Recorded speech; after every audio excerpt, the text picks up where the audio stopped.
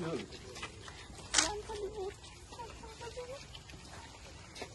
কষ্ট হৈছে? ঘৰৰ ইমান পানী আছে, ঘৰত থাকিব নোৱাৰে, ধান চান চব ওলাই গৈছে, ইফালে পৰা সিফালে দিছে, কিমান দুখ আছে আমাৰ। ইমান সৰু ল'ৰা ছোৱালী থাকি কিমান থাকিম ঘৰত চাই মানে চব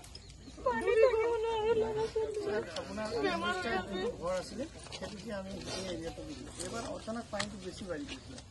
একেবাৰে ভৰামান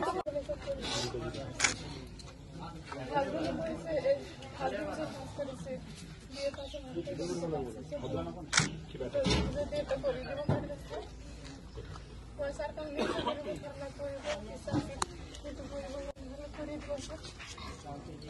আৰু আমাৰ থকাটো অলপ সুবিধা কৰি দিব কিন্তু ইমান মাটি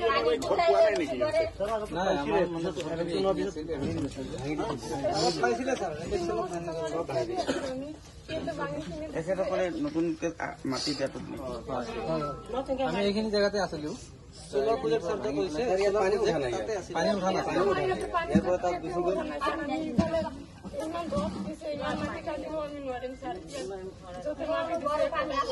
হ'ব, অলপ পানীটো কমিব দিয়ক, মই দায়িত্ব লৈছো। হ'ব আৰু 2 মাহমান ৰৈ দিয়ক, আগষ্টৰ মাহ পিছত মই নিজে আহি ক'ত কি কৰিব পাৰি মই নিজে চাম। হ'ব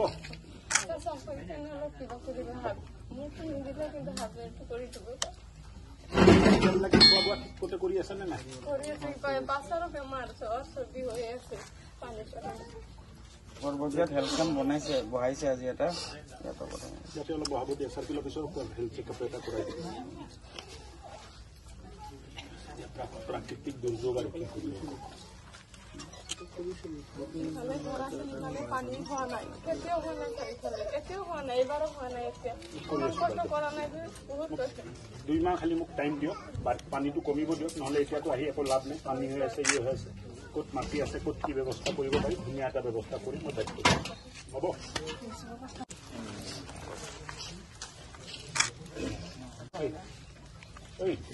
কি নাম? কি নাম তোমাৰ?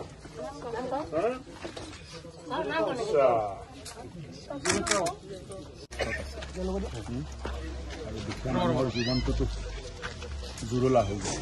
বানপানীত ঘৰ নষ্ট, ধান নষ্ট, শিবিৰত আহিব লাগে। কেনেধৰণে সহায় কৰাৰ আশা কৰিছে? যিমান পাৰিম, যি কৰিব পাৰিম কৰিম। বানপানী কমিলে কষ্ট আছে মানে। আপোনাৰ সমষ্টিত এটি শিশুৰো মৃত্যু হৈছে বানপানীত, এতিয়া আপুনি যাব পৰিল। বাট পথ নাই, সেই যিটো শিশু ঢুকাইছে, বাট পথ নাই, একে শোচনীয় অৱস্থা। বাট পথ নাই, বাট পথটো হ'ব, কিন্তু ব্ৰহ্মপুত্ৰৰ পানীটো ৰখাবৰ কোনো ব্যৱস্থা নাই। মানে ইমান বেয়া লাগে, দুখীয়া মানুহৰ ঘৰবিলাক ধ্বংস হৈ যায়, পৰিয়াল কষ্টত আহি যায়, আকৌ বনাবৰ কাৰণে মানে সময় লাগে। চৰকাৰে পইচা দিয়ে যদিও মানে কষ্ট আছে মানে। প্ৰশাসনৰ পৰা পৰ্যাপ্ত সাহায্য দিয়া হৈছে? সাহায্যটো মোৰ তৰফৰ পৰাও দিছোঁ, প্ৰশাসনৰ তৰফৰ পৰাও দি আছে, কিন্তু সাহায্য দিলে কি হ'ব, মানুহখিনিতো মানসিকভাৱে কষ্টত আছে। ৰিলিফৰ কেনেকুৱা ব্যৱস্থা কৰিছে? ৰিলিফৰ ব্যৱস্থা আছে, ৰিলিফৰ কোনো প্ৰব্লেম নাই। চৰকাৰী তৰফৰ পৰা যিখিনি সাহায্য পাব লাগে তাত কোনো ধৰণৰ প্ৰব্লেম নাই। পশু খাদ্য দিয়া হৈছে?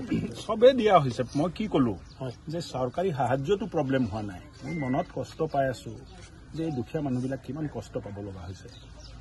পানী উঠিলে ঘৰৰ পৰা ওলাই আহিব লগা হ'ল, ধান যিখিনি ঘৰত আছিল এইটো নষ্ট হৈ গ'ল, ল'ৰা ছোৱালীৰ কিতাপ কপি নষ্ট হৈ গ'ল, এইবিলাক মানসিক কষ্টটো আছে।